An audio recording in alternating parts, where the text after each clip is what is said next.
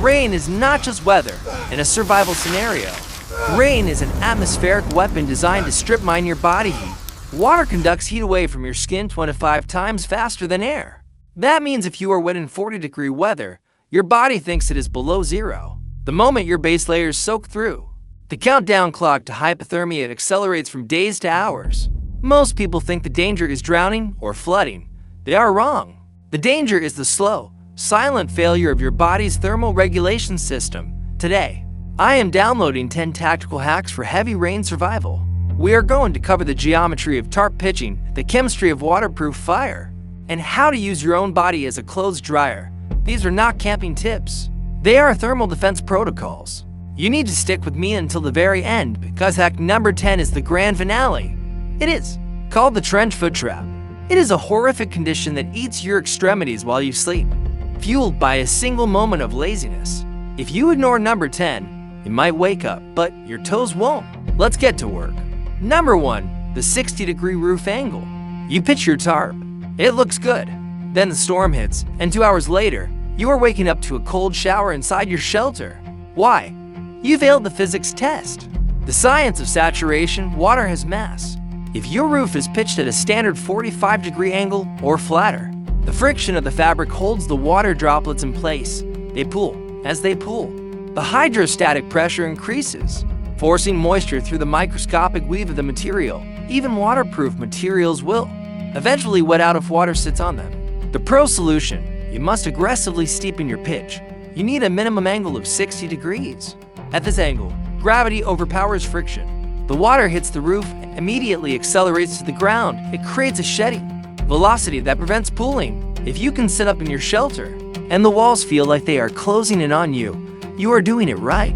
A steep roof is a dry roof. Number 2, the birch bark detonator. You are shivering. You need fire now. You grab a handful of twigs, but they just hiss and smoke. The panic sets in, the sensory failure. Trying to light wet wood is demoralizing.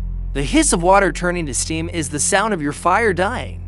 That steam is carrying away the heat energy needed to ignite the carbon. You are in a thermal deficit. The pro solution: you need nature's napalm. You are looking for a birch tree.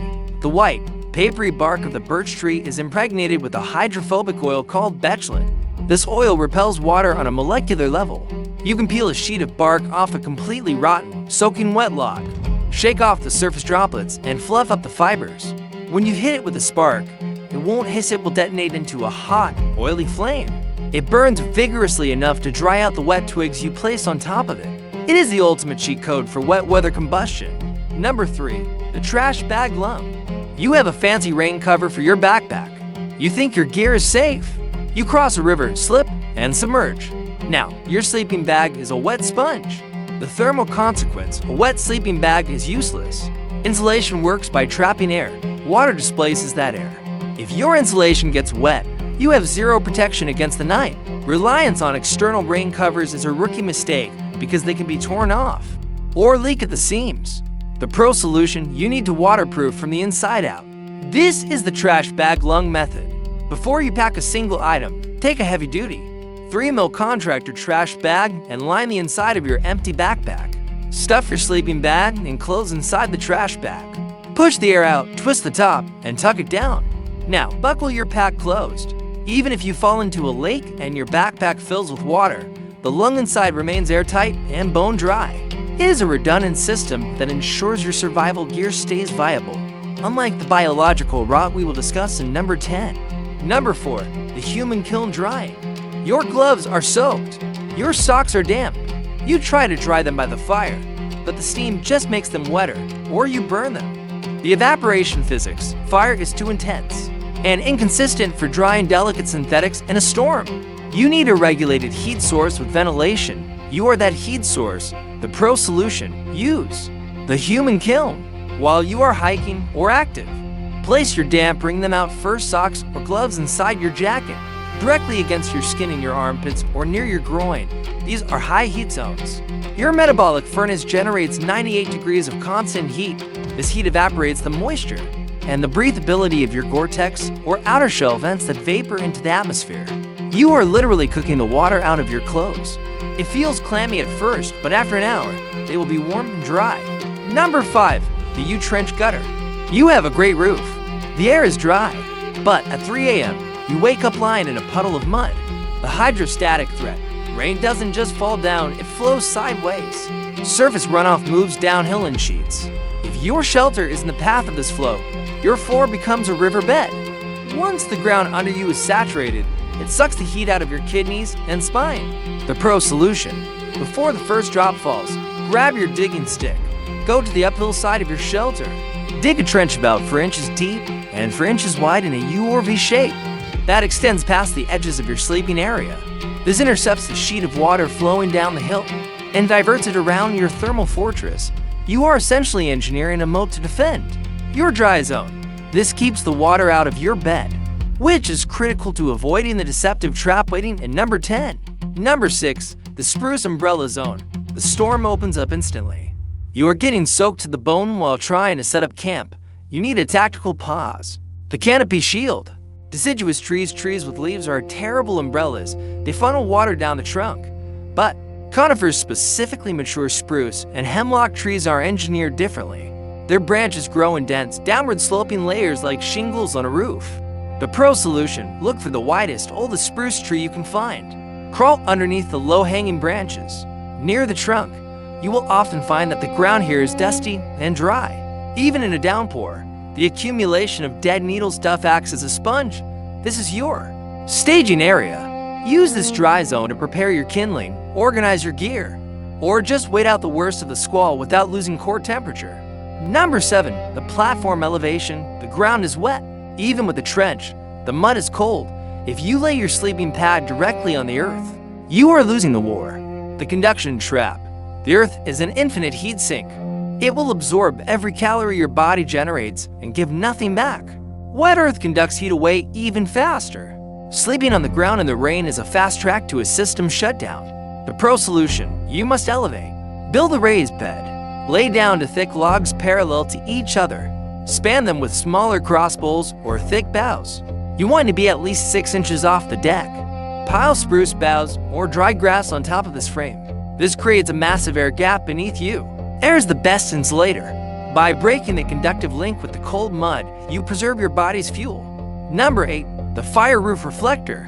You get the fire going with birch bark, but the rain keeps drowning it. You are fighting a losing battle. The combustion cycle. Fire needs heat, fuel, and oxygen. Rain acts as a massive heat sink, cooling your fuel below its flash point. Every drop that hits your coal bed weakens the reaction. The pro solution: your fire needs a house. Build a simple fire roof. Drive the forked sticks into the ground on either side of the fire pit. Lay a crossbar across them. Lean green sticks and broad leaves against the crossbar at a steep angle, creating a lean-to over the fire. Make sure it is high enough not to burn about 3 feet. This sheds the rain away from the coals. Position the open side toward your shelter so the heat reflects onto you. This protects the reaction. But even a roaring fire cannot save you if you make the fatal mistake in number 10. Number 9, the clay seam sealant. You are under your natural shelter. It's 90% dry, but there is one annoying drip hitting you right in the forehead. The water torture. Small leaks destroy morale. They also saturate your sleeping bag in one specific spot, ruining its insulation value. Adding more leaves often just shifts the drip to a new spot. The pro solution: do not use vegetation, use the earth. Find sticky, heavy clay or mud. Roll it into small snakes or balls.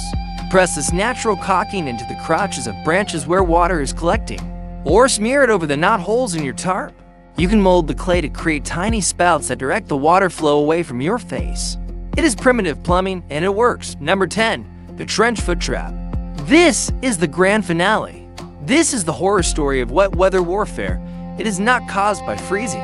It is caused by wetness and time. The concept, trench foot or immersion foot, happens when your feet are wet and cold for prolonged periods, usually 24 hours or more. Your body constricts the blood vessels in your feet to save heat for the core.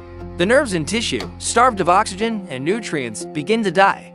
The high-stakes trap. The trap is laziness.